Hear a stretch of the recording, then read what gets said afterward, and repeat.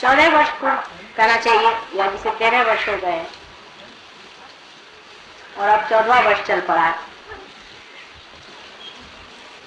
ये महान कार्य संसार में हुआ था जबकि सहस्त्रार खोला गया। इसके बारे में मैंने अनेक बार आपसे हर सहस्त्रार दिन पे बताया हुआ कि क्या हुआ था, किस तरह से ये घटना हुई, क्यों की गई और इसका महात्म्य क्या है।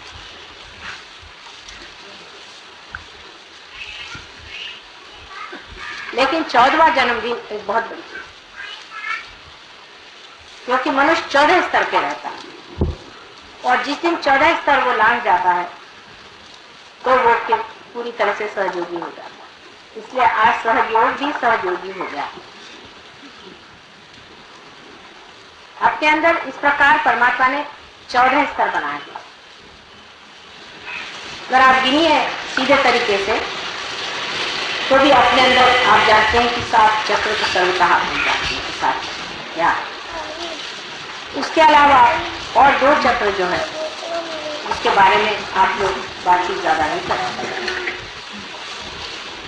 वो है चंद्र का चक्र और सूर्य का चक्र। फिर एक हंसा चक्र है। इस प्रकार 3 चक्र और आ गए तो 7 और 3 10। उसके ऊपर और 4 चक्र, सहस्त्रार से ऊपर और 4 चक्र हैं। और उन चक्रों के बारे में भी मैंने आपसे बताया था। अर्ध बिंदु, बिंदु, वलय और प्रदक्षिण, ऐसे 4। सहयोग के बाद भी जबकि आपका सहस्त्रार खुल गया है उस पर भी ये 4 चक्रों में आपको जाना। अर्ध बिंदु, बिंदु, वलय और प्रदक्षिण, इस 4 चक्रों के बाद कह सकते हैं कि हम लोग सहयोगी हो। और दूसरी तरह से भी आप देखें तो हमारे अंदर 14 स्थितियां सहस्त्रार तक पहुंचने पर भी है अगर उसको विभाजित की जाए तो। 7 चक्र अगर ईड़ा नाड़ी पर और 7 पिंगला नाड़ी पर है। मनुष्य जब चढ़ता है तो वो सीधे नहीं चढ़ता, वो पहले लेफ्ट में आता है, फिर राइट में जाता है, लेफ्ट में आता है, फिर राइट में जाता है। और कुंडलिनी जो है वो भी जब चलती है तो इन दोनों में विभाजित होती हुई चलती है। इसकी वजह यह है कि मैं आपको अगर समझा कि 2 रस्सी और दोनों रस्सियां इस प्रकार नीचे उतरते वक्त या ऊपर चढ़ते वक्त भी 2 अवगुंठन लेती है। जब 2 अवगुंठन लेती है तो उसके लेफ्ट और राइट इस प्रकार से पहले लेफ्ट और फिर राइट, दोनों के अवगुंठन होने से फिर राइट वाली राइट को आ जाती है, लेफ्ट वाली राइट को चली जाती है। आप अगर इसको देखें तो मैं आपको दिखा सकती हूँ कि अगर समझ लीजिए इस तरह से आया, अब इसने एक चक्कर लिया और दूसरा चक्कर लेने में फिर आ गई इसी तरफ से। इस तरफ से आया, इसने एक चक्कर लिया, फिर दूसरा चक्कर लिया, फिर इस प्रकार 2 अवगुंठन उसमें होते जाते हैं। इसीलिए आपको जब कुंडलिनी चढ़ती है उस चक्र पे आपको दिखाई देता है कि लेफ्ट पकड़ा है या राइट, क्योंकि कुंडलिनी तो एक, फिर आपको एक ही चक्र पे दोनों चीज दिखाई देती। इस प्रकार आप देखें कि लेफ्ट पकड़ा है या राइट पकड़ा। तो इस प्रकार हमारे अंदर लेफ्ट और राइट अगर दोनों का विभाजन किया जाए एक चक्र का तो 7 दूनी 14, वैसे ही हमारे अंदर 14 स्थितियां तो पहले ही क्रॉस करनी पड़ती है जब आप सहस्त्रार।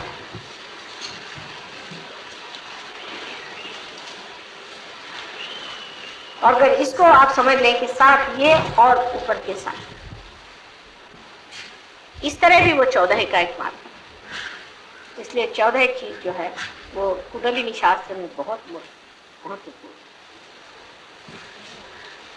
महत्वपूर्ण चीज है। और जब तक हम इस चीज को पूरी तरह से न समझ लें कि इस 14 चीजों से जब हम परे उठेंगे तभी हम सहयोग के पूरी तरह से अधिकारी हैं। हमको आगे बढ़ते ही रहना चाहिए और उसमें पूरी तरह से रचते रहना। राजना, विराजना, ये शब्द आपके सामने पहले बार भी मैंने बहुत कहे हैं, लेकिन आज के दिन विशेष करके हम लोगों को समझना चाहिए कि सहस्त्रार के दिन राजना क्या, विराजमान कर। अब आप यहाँ बैठे हैं, ये पेड़ों को आप देखिए, ये पेड़ श्रीफल का, नारियल को श्रीफल का, नारियल को श्रीफल कहा जाता है। श्रीफल जो नारियल है, इसके बारे में आपने कभी सोचा या नहीं पता, लेकिन बड़ी सोचने की चीज है, इसे श्रीफल क्यों कहते हैं। यह समुद्र के किनारे होता है और कहीं होता है। सबसे अच्छा जो ये फल होता है समुद्र के किनारे। वजह यह है कि समुद्र जो है ये धर्म है, जहाँ धर्म होगा वहीं श्रीफल फल, जहाँ धर्म नहीं होगा वहाँ श्रीफल। लेकिन समुद्र के अंदर सभी चीजें बसी रहती हैं, हर तरह की सफाई, गंदगी, हर चीज इसमें होती। ये पानी भी नमक से भरा हुआ, इसमें नमक। ईसा मसीह ने कहा था कि तुम संसार के नमक, यानी हर चीज में आप पूछ सकते हैं, हर चीज में आप स्वाद दो। नमक को, नमक के बगैर इंसान जी नहीं। जो हम ये प्राण शक्ति अंदर लेते हैं, अगर हमारे अंदर नमक न हो तो प्राण शक्ति भी कुछ कार्य नहीं। ये कैटलिस्ट है। और ये नमक जो है ये हमें जीने का, संसार में रहने का, प्रपंच में रहने की पूर्ण व्यवस्था नमक है। अगर मनुष्य में नमक न हो तो किसी काम का इंसान। लेकिन परमात्मा की तरफ जब ये चीज उठती है तो वो सब नमक को नीचे ही छोड़, सब चीज छूट जाए। और जब इन पेड़ों पे सूर्य की रोशनी पड़ती है और सूर्य की रोशनी पड़ने पर जब इसके पत्तों का रस और सारे पेड़ का रस ऊपर की ओर खिंचाता है, क्योंकि इवेपोरेशन होता है, तब इसमें से जो, इस तना में से जो यही पानी ऊपर बहता है, वो सब कुछ छोड़ करके इस 14 चीजों को लांग करके ऊपर जा करके श्रीफल, वही श्रीफल आप और देवी को श्रीफल जरूर देना। श्रीफल दिए बगैर पूजा संपन्न नहीं। श्रीफल भी एक अजीब तरह से बना हुआ है, दुनिया में ऐसा कोई सा भी फल नहीं जैसे श्रीफल। उसका कोई सा भी हिस्सा बेकार नहीं है, उसका एक एक हिस्सा इस्तेमाल होता है। इसके पत्तों से लेकर हर चीज इस्तेमाल होती है, और श्रीफल का भी हर एक चीज इस्तेमाल। और देखें, श्रीफल भी मनुष्य के सहस्त्रा जैसे बाल अपने हैं, इस तरह से श्रीफल के भी बाल हैं। यही श्रीफल, इसमें बाल होते हैं ऊपर में, इसके प्रोटेक्शन के, मृत्यु से प्रोटेक्शन हमें बालों से, इसलिए बालों का बड़ा मान किया जाता है। बाल बहुत महान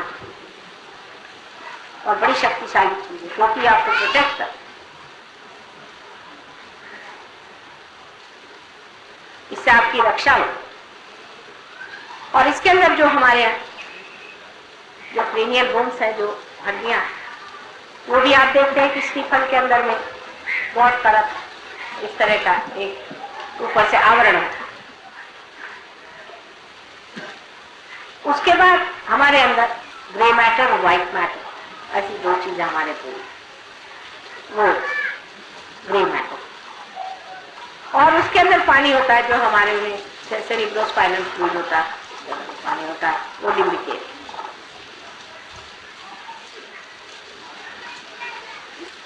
तो ये साक्षात श्रीफल जो है यही हमारा,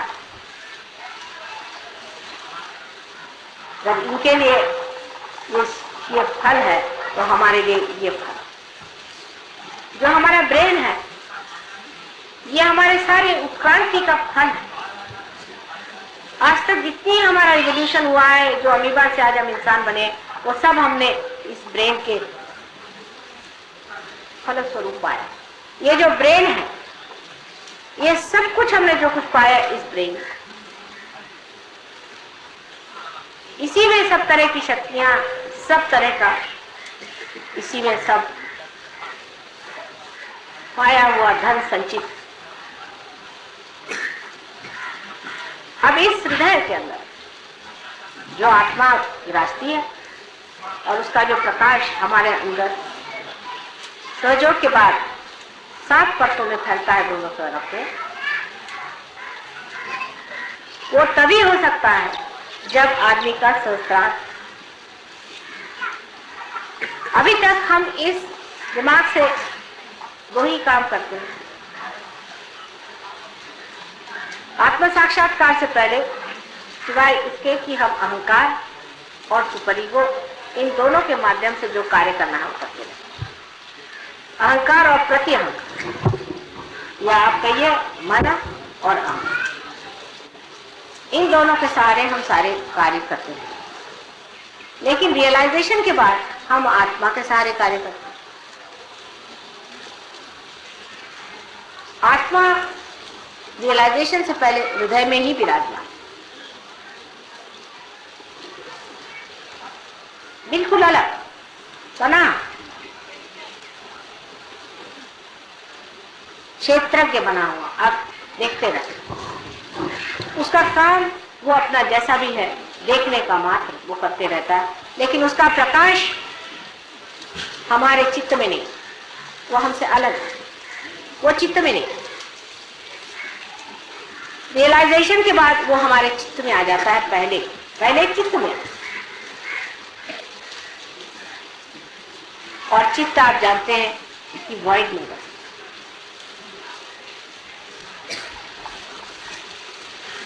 उसके बाद उसका प्रकाश सत्य में आ जाता है, क्योंकि हमारा जो मस्तिष्क है इसमें प्रकाश आ जाने से हम सत्य को जानते हैं। जानते माने ये नहीं कि बुद्धि से जानते हैं, पर साक्षात में जानते हैं कि यह है सत्य।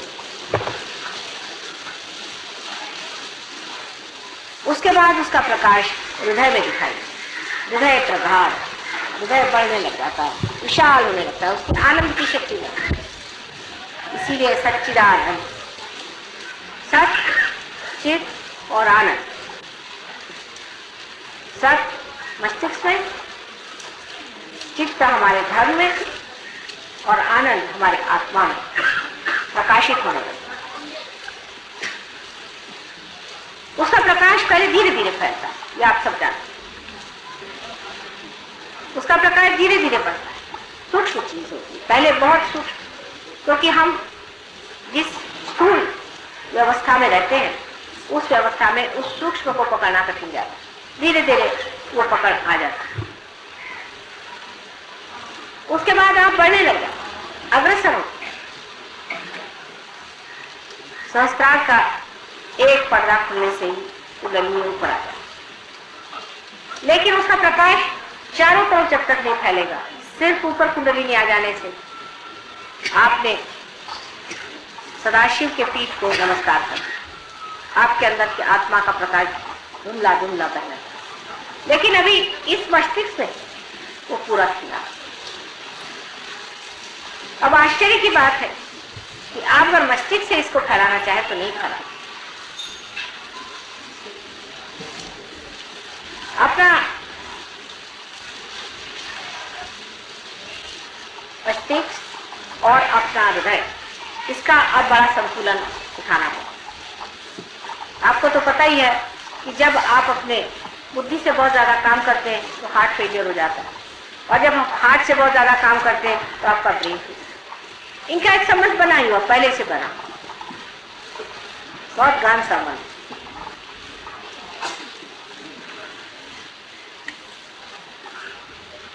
और उस गहन संबंध की वजह से जिस वक्त आप पार हो जाते हैं, इसका संबंध और भी गहन होना पड़ता है। हृदय और इस ब्रेन का संबंध बहुत ही घना होना चाहिए। जिस वक्त ये पूरा इंटीग्रेट हो जाता है, तब चित्त आपका जो है पूर्णतया परमेश्वर स्वरूप है। ऐसा ही कहा जाता है हठ योग में भी कि मन और अहंकार दोनों का लय हो जाता है। लेकिन इस ऐसी बात करने से तो किसी के समझ में नहीं आएगा इसका लय कैसे होगा, मन और अहंकार। वो मन के पीछे लगे रहते हैं, अहंकार के पीछे लगे रहते हैं। अहंकार को मारते रहो तो मन बढ़ जाता है, मन को मारते रहो तो अहंकार बढ़ जाता है। उसे समझ नहीं आता ये पागलपन क्या है, ये किस तरह से किया जाए। मन और अहंकार दोनों को किस तरह से किया, उसका एक ही द्वार है, आज्ञा। आज्ञा चक्र पे काम करने से मन और अहंकार जो है पूरी तरह से लय हो जाता है। और वो लय होते ही हृदय और ये जो ब्रेन है इनमें पूरा सामंजस्य पैदा